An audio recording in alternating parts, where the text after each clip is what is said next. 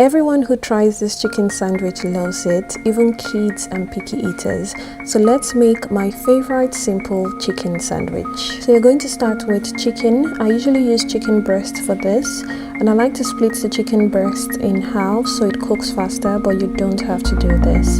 Next, I'll season with just salt and black pepper. For sandwiches, I like to keep the seasoning very simple because it just tends to taste better. Season both sides generously, then transfer to the air fryer. If you don't have an air fryer, you can simply just fry this in the pan. Air fry for about 12 to 15 minutes depending on how large the chicken breast is. Then make sure you let it rest for at least 10 minutes.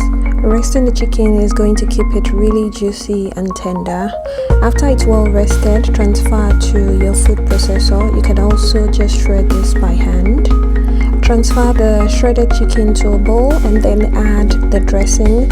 For the dressing, I use only mayonnaise.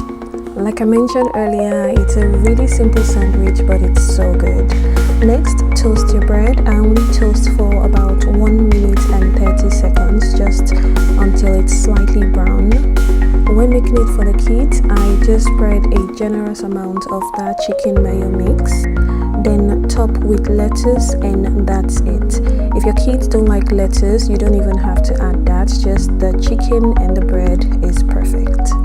When making it for myself and for other adults, I add a few more ingredients to the sandwich.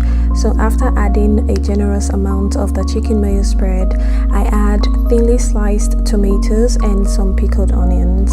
Add a light spread of mayonnaise to the other side of the bread, and that's it. Thanks for watching. Let me know if you like this recipe and if you're going to try it. Don't forget to subscribe if you haven't done